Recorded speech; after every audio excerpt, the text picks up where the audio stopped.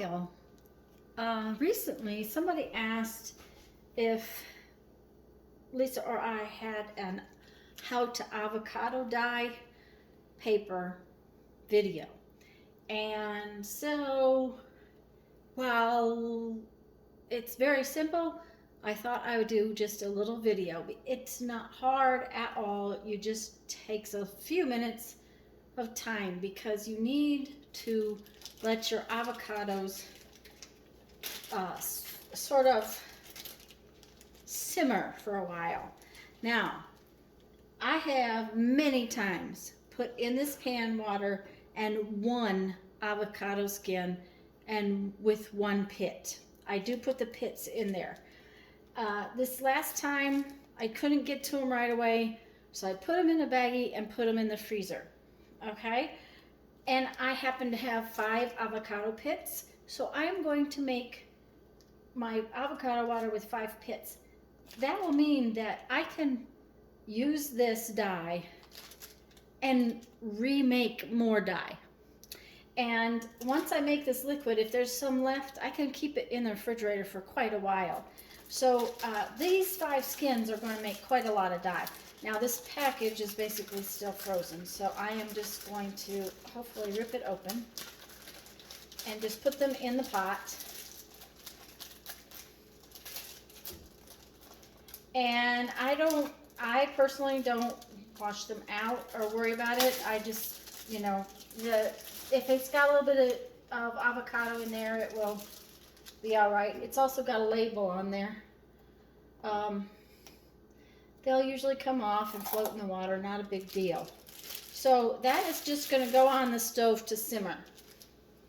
That was just a little piece of flesh. Let me dry my hands because now my hands are wet and show you what I do once we get that simmered. It's going to simmer for quite some time. I'm not going to turn it on because I don't want to freak out the camera. But I'm going to turn it on. I'm going to get it good and hot, and I'm going to simmer it until the water in that pot gets nice and dark. Then, like I said, I will reuse those skins and pits and make more water or avocado dye. In the meantime, this time I'm going to dye paper that has lines on it. It's paper out of a composition book. And one of the things I'm going to tell you, because this I learned from experience, you want to test your lined paper. When you're dyeing lined paper, you want to make sure it's not going to bleed all over everywhere. I recently did a composition book where the lines just bled everywhere. There was blue, just yucky, and it turned my coffee very yucky colored, and I just had to rinse it. So soak a couple of your pages, see if it's going to bleed blue. Since this one did not, I can go ahead and get my pan ready for when my avocado dye is ready. All I really do is take a few sheets of paper and I just kind of roughly lay them in there. I do not worry about it. And I filled this pan up. I put, the last time I did the whole composition book all at one time. Now, excuse me. I apologize. I'm not going to try to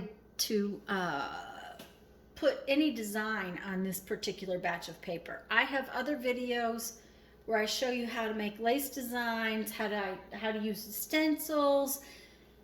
They're all for coffee dyeing, but the same principles apply if you're using the avocado dye.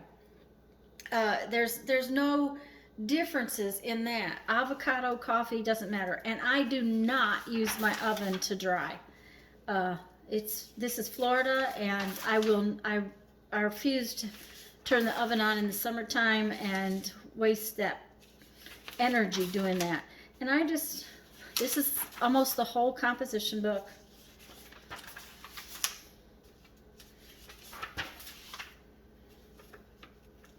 And I just take a few sheets at a time and just put them in there.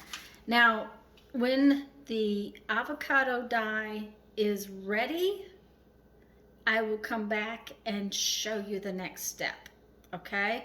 It's just got to sit there in that pan on simmer for, I usually leave it a good couple of hours. I kind of walk away from it. I just let it be all by its little self for a couple hours, but I'll come back and show you the next step. Hi guys. So normally after I simmered my avocado skin and pit in this pot for several hours, I would just pour the juice and pick up 1 or 2 skins. The thing is that I don't normally have this many avocado skins. So because I had so many avocado skins, I needed to get them out of my way. So I did take them out in a strainer.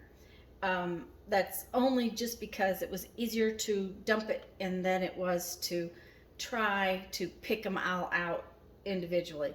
So these are perfectly good to use again. I can probably get 2 or 3 batches of dye out of this many skins. So I'm just going to put them back in the pot with some more water, and I will cook those in a while. As you can see, I have some nice dark sort of brown looking juice, and it's not really pink at this stage. It's really more brown. I did add, let's see, make sure that you can see what I need you to see. Yeah. I did add a piece of twine to my pot, my tray, just because I know I wanted to have some avocado dyed twine. Now I am just gonna pour this juice in here. Probably have to come around the camera and pour some from the other side. And I usually try to do this in the kitchen close to the sink because I like to put lots of juice on my paper, and I need it close where I don't have to fight. Okay, so now we're just gonna let it sit. If I notice that the juice is being sucked up into the papers completely, I will pour on a little more, but I think that's probably enough. The papers are floating. It takes a while for it to sink in, and I might come in here and lift some of the papers and squash it down a little, but for the most part, this juice will soak right through it, and I like uneven.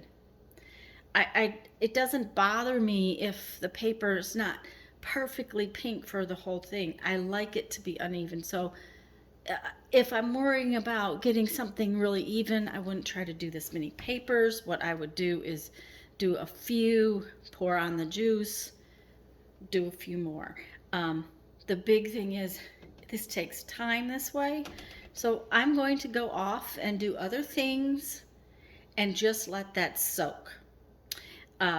Probably 3-4 hours. If I had if it hadn't been too dark to film this video last night, I would have actually dumped the juice on last night and let it sit overnight. Doesn't hurt it to sit there. The longer it sits there, the more it soaks into the paper, the darker the juice is, the darker the dye is. So I will start my next pot of juice and I'll let that soak, and I'll go off and do other things. And when it gets nice and soaked and I'm happy with its color, I'll be back. Okay, so this has been soaking most of the day. A lot of times, like I said, I like to leave this soaking overnight. I didn't have it ready last night, so it didn't soak. You can see that it's gone pretty much through all the papers. Now it won't go through down in here as much as the others. There's one thing about it: if you get them dry and they aren't the color you want, you can always do them again. But what I do is I kind of slide over to the sink, put my hand on the paper like this, and just kind of dump this whole mess right down into my bowl.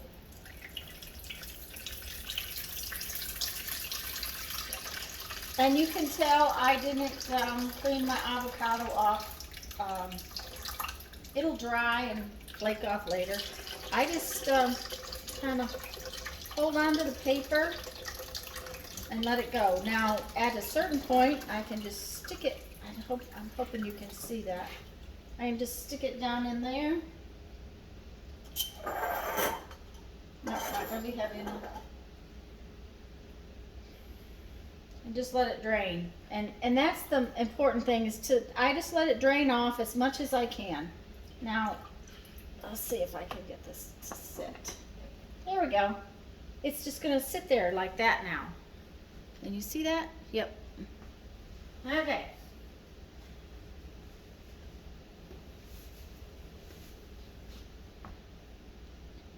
And I just let it drain like that for, 5 or 6 minutes, which is going to be long enough for me to stop the video and move to the table.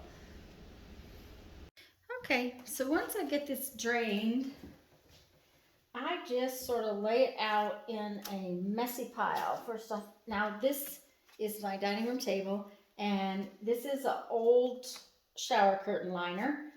And you can tell it's got coffee and rust and all kinds of stains on it. For one, if I don't worry about it, because if this paper picks up some of that, it just adds to the grunge. So I use the same tablecloth all the time. And I'm just going to take this out of here. Now, you do need to kind of take it out gently. And that's a big stack of it.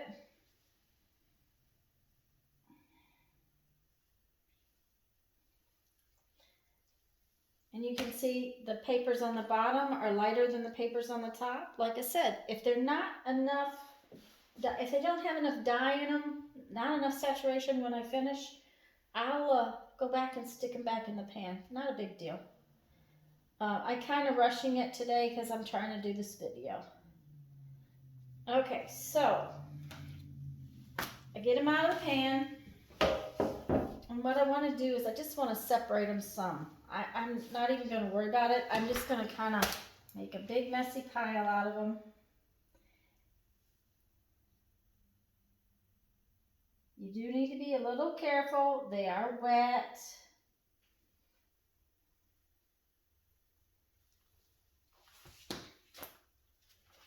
And I'm just going to take these down the table. Oh, I really like how that one looks. It's like lighter in the middle and more pink on the edges. And I'm just going to spread these all out all over the table. They're not single sheets, they're several sheets thick. And I don't worry about getting single sheets. They'll come apart later.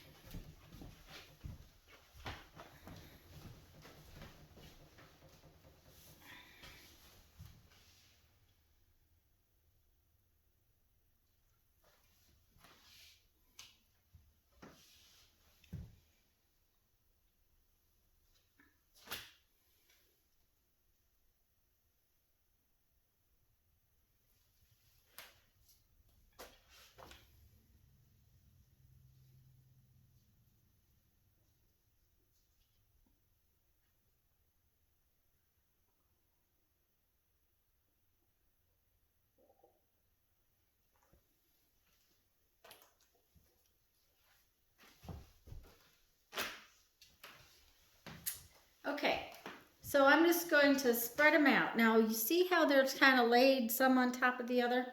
That little messy pile will mean that they dry at different rates.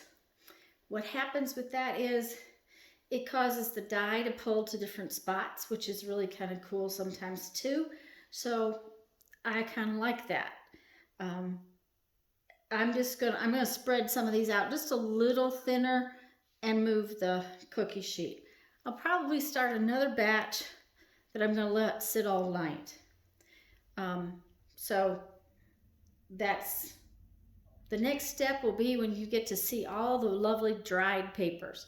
So I'll be back after a while to show you that. Hello everyone. So I am back to show you the avocado dyed papers. First, I want to tell you that I did put my string in a second time because it just wasn't dark enough. And you can see that I just let it soak it up. So it's got some dark areas and some lighter areas. Let me...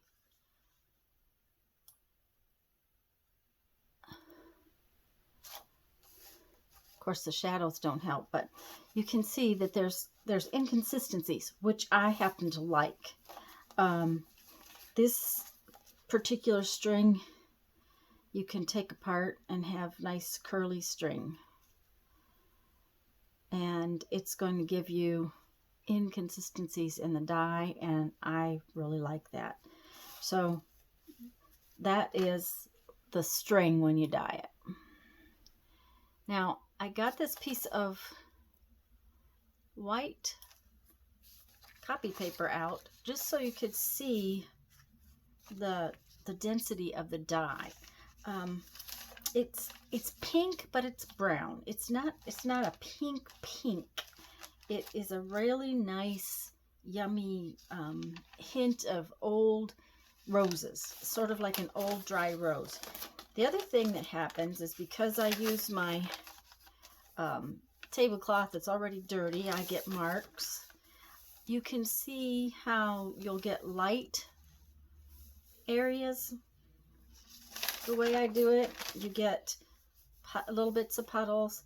Leaving it just laying on the table to dry instead of trying to put it in the oven means that I don't have to iron these. These are usually pretty flat. You see how it's puddling there? And at the same time, you can really see the difference in the colors. It's inconsistent, which I like. Now, if you want it more consistent, you have to dye fewer papers at a time, and make sure that each one is very wet before you go on and add the next paper. I happen to like these differences in colors, so that's one of the reasons I do mine the way I do it. See, even on a page, it's inconsistent in color. I get splotches, which I like. Oh, there's some darker pink splotches in here. Okay, then, because this is all very close to being the same color, I wanted you to see what happens when you dye other papers. So I did a mixture of papers, and you can see this is just copy paper. It just happens to be legal size copy paper. So this is a undyed sheet, and this is where two pieces were laid over the top when they were drying. But you can see there's a big inconsistency in how these take up the dye, and where they are when you're drying them, and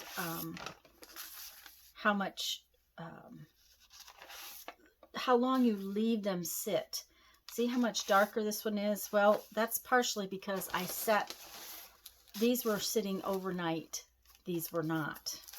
So even some of those papers are pretty close, but they'll get darker by leaving it sit overnight. Part of that is that some of the water evaporates out of the dye, and therefore the dye gets stronger. And again, in laying them out in a messy pile, the way I lay them out, you get these light and dark areas. This must have had a bubble of air between the sheets so that the dye didn't actually get in there, which is, I like.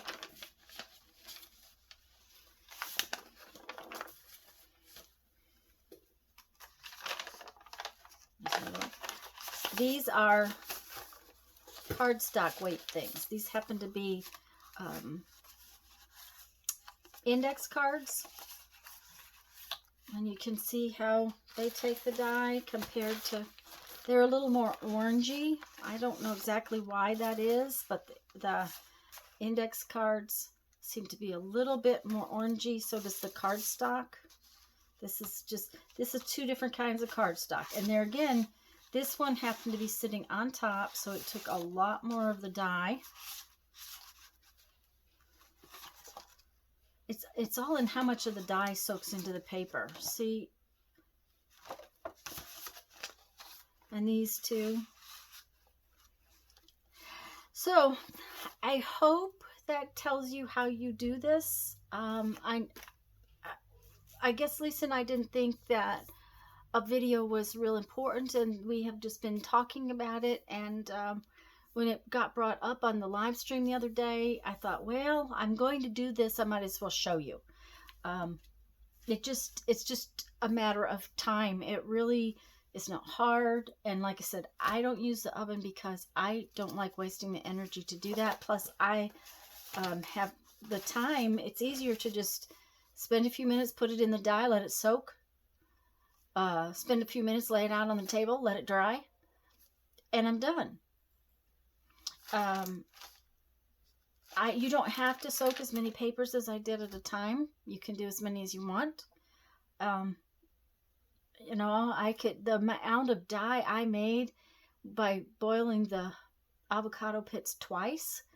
I got a bottle in the refrigerator that I haven't used yet. So, and one avocado with its pit and the skin will give you a batch of dye that you could probably dye this much paper with.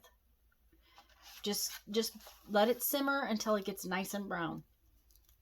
So anyways, guys, I'm going to go and I'm going to read you a quote from my 1001 Ways to Creativity. I like this one. What is life but a series of inspired follies? George Bernard Shaw. Okay, guys, go have fun. Make some art. Bye-bye.